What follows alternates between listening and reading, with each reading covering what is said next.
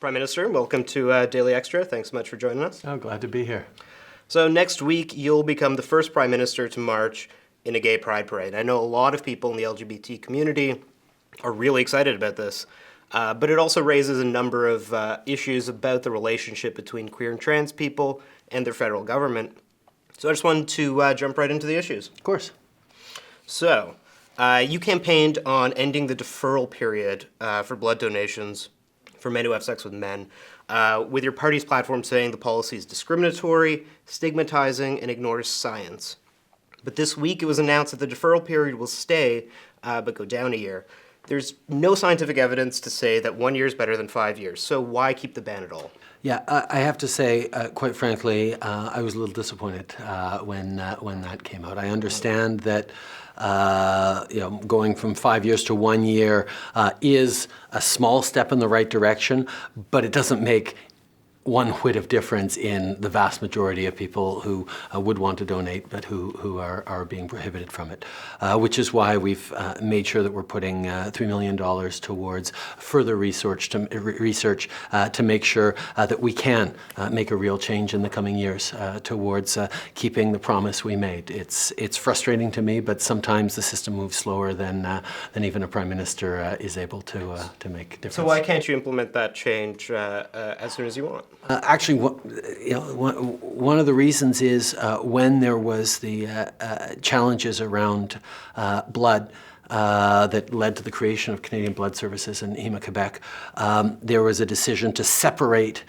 the administration of those bodies from political attention or interference on any way. And one of the results of that is it would be very, very difficult for us to, tell CBS to behave in a particular way or to go further without them doing the work themselves, which is why we're sending them money so that they can get cracking on the work that we know needs doing. So why, when you were campaigning, was it part of the platform to be able to get rid of it if it's not really in the government's power to do that, if it's up to the CBS and Héma-Québec? Oh, well, I mean, there's a lot of things in the platform that we haven't been able to do in the first 6 months if we got elected. I understand the impatience of a lot of Canadians. We voted for real change. Let's get everything. We have to get a lot of things done, and we have 4 years in which to fulfill our commitments, and we're going to work very, very hard to do that. And I think that's what Canadians understand and expect. Mm-hmm. So this week, another CBS policy was announced in which trans Canadians will be treated by their birth gender unless they get genital surgery, and then they'll be treated as their actual gender. I mean, don't you think that policy as well is something that maybe the government should be outspoken about, because it clearly misgenders trans folks? Well, that's actually part of a much larger issue that I've asked our government to look into and to address the questions of identity on your passport, on identity cards, on how you get to identify or self-identify. I think Canada has a lot of catching up to do. There are other jurisdictions who do a much better job of that, and that's one of the things that we're going to be working on to change an entire system so that it lines up better with our values as people who are open and accepting. So I want to move on to LGBT rights abroad. As you know, over 70 countries in the world currently criminalize homosexuality, many of those countries in the Commonwealth. And the average life expectancy for trans folks in the Americas is between 30 and 35. Your government has recently rejected a proposal to create a diplomatic envoy dedicated to LGBT rights, similar to one that the U.S. State Department created last year. So I was just wondering what mechanisms you want to put in place to ensure that LGBT rights abroad remains a touchstone of your foreign policy.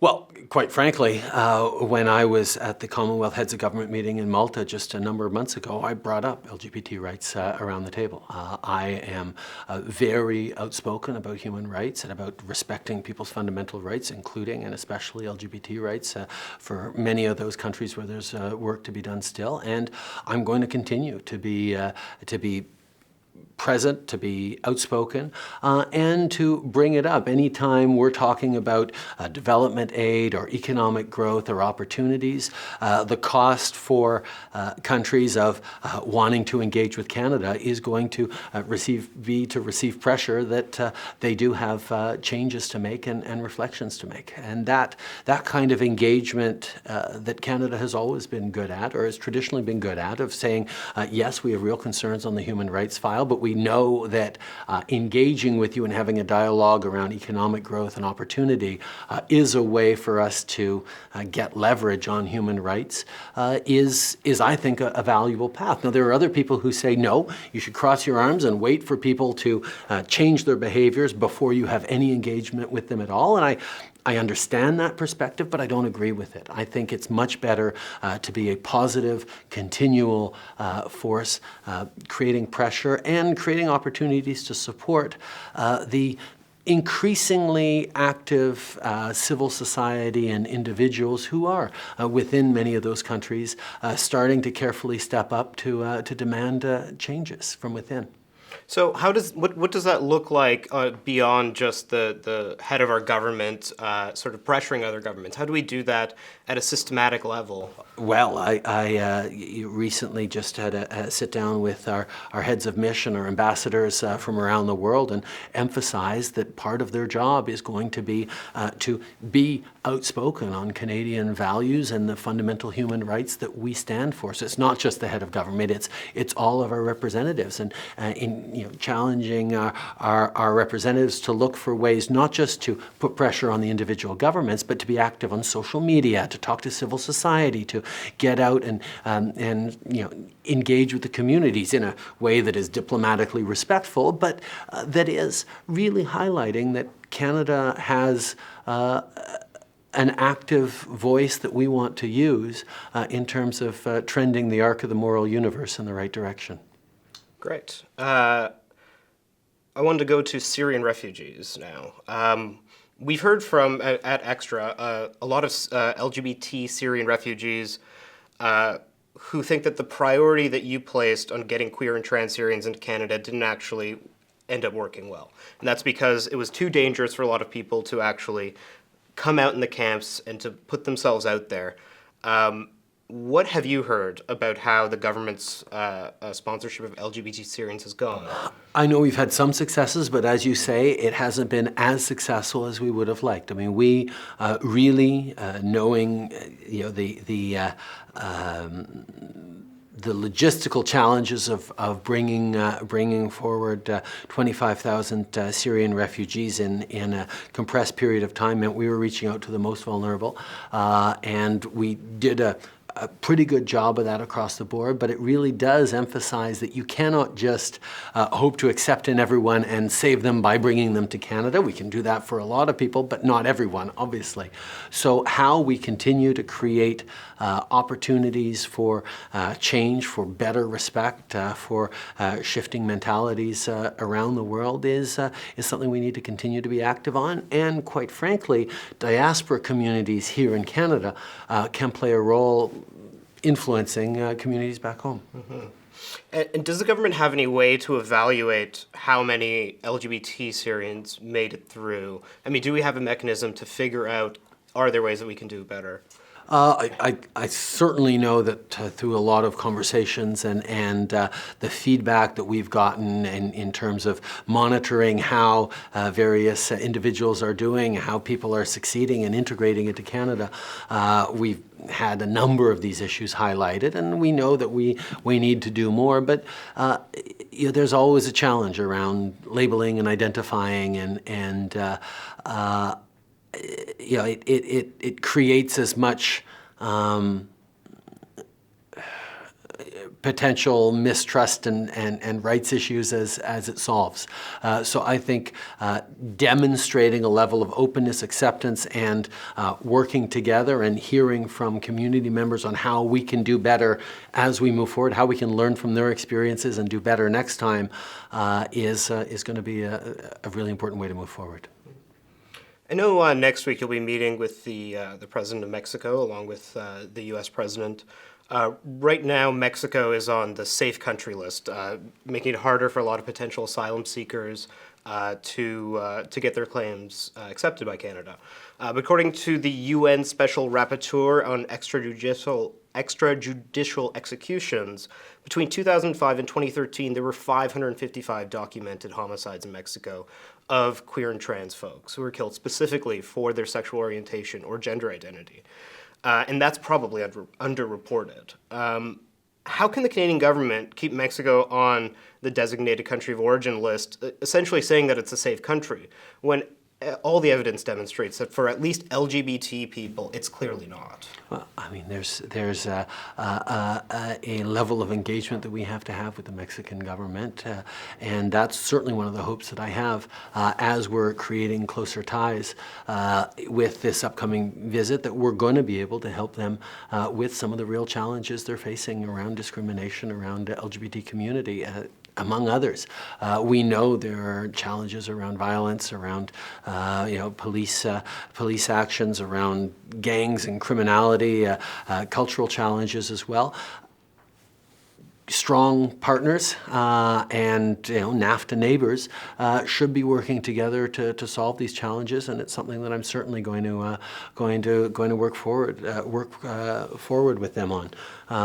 Certainly, one of the meetings we're having next week will be colored by the events of Orlando that yes happened in the United States, but at a Latin-style club, which means that we're all of us touched by this to a great degree, and we have a responsibility as leaders to move forward.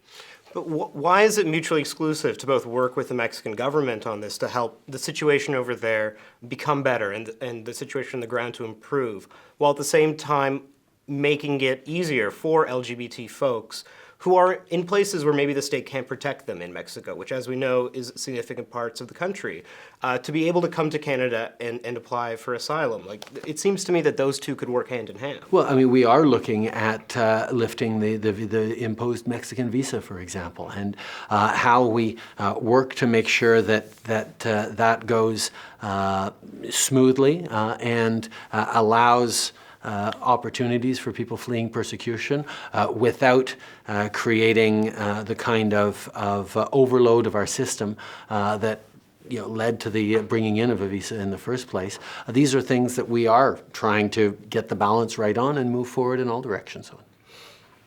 I wanted to talk a little bit about the Pride Parade, which is coming up. You'll be marching the parade in Toronto. You've obviously marched in it a number of times, but this will be the first time as Prime Minister. What are you most looking forward to at next week's parade? Seeing a whole bunch of old friends who, whenever I went to the parade over the past years, were tremendously supportive, and I think we recognize that it's not just me going to the parade yet again. This is a position that the community and Canadians put in place a prime minister who understood how important it is to attend Pride. And that's something to celebrate. It is a milestone. And every year when I go to Pride, you'll get a journalist saying, is it still relevant to have a Pride parade because acceptance is so good and we're such an open country. Why do we still have to make such a big deal of coming to Pride? Well, Orlando is one example. The situation around the world where people look at Toronto Pride or prides across the country and say, oh my God, wouldn't it be wonderful if our country was like that? There's still a lot of work to do, as we've seen with C-16 and the trans rights bills. I mean, we still have a long way to go. We've made amazing strides. But there is more work to do, and having the Prime Minister, the head of the government, attend a Pride celebration is an important milestone, and I feel unbelievably privileged that I get to be that Prime Minister. So definitely, I think everyone can agree it's a step forward for the head of the Canadian government to be there. But today, Toronto Police Chief Mark Saunders was apologizing for his force's role in the 1981 bathhouse raids. And I want to know, how will the Canadian government make amends to the thousands of people who are expelled from the public service and from the military for their sexual orientation, and for who are convicted of crimes for consensual sex all the way until 1985? Well, Igal, as you know, put forward a great report that we're looking at, and I think it's given us a lot of food for thought of exactly how government can move forward in that direction. I don't think it'll come as a surprise to you or to anyone that I think we absolutely do have to move forward. That we do need to recognize the terrible mistakes made in the past. That we need to make sure we learn from, that we reflect on, and that we make amends for. And however that comes, or whatever form that takes, will be something that we'll have to reflect on and discuss on and exchange on. But yeah, we need to make sure that as a country we're living up to our values and making sure we acknowledge where we went wrong in the past, so that we never do again. Do we have any sense yet of what form that acknowledgement could take? Whether it's we're still looking into the apology in the floor. We're still looking forward to looking at the recommendations that Igal put forward, and quite frankly, having a great discussion with the community about that. And some of those recommendations included things that the government could change now. For instance, the differential age of consent when it comes to anal sex versus vaginal sex. Yeah. Is that something that the government? Yeah, that's something that we're very much looking forward to moving on in short order. Mm-hmm. You still have you're quite new still to the gig. And you have a lot. And yet you were still criticizing me for not having fulfilled all my promises. Oh, that's my job. You have your own, right? There you go. But looking into the future, what would you like your government's legacy on LGBT issues to be? To get it to a point when we have an LGBT prime minister and nobody notices. I think just understanding that this is a trend line we're on, that we still have more work to do. But I think if the legacy is us anchoring Canada as a place of openness and respect and defense of everyone's rights, then that'll be a good one. Great. I just wanted to thank you so much, Prime Minister. It's a pleasure, Archie.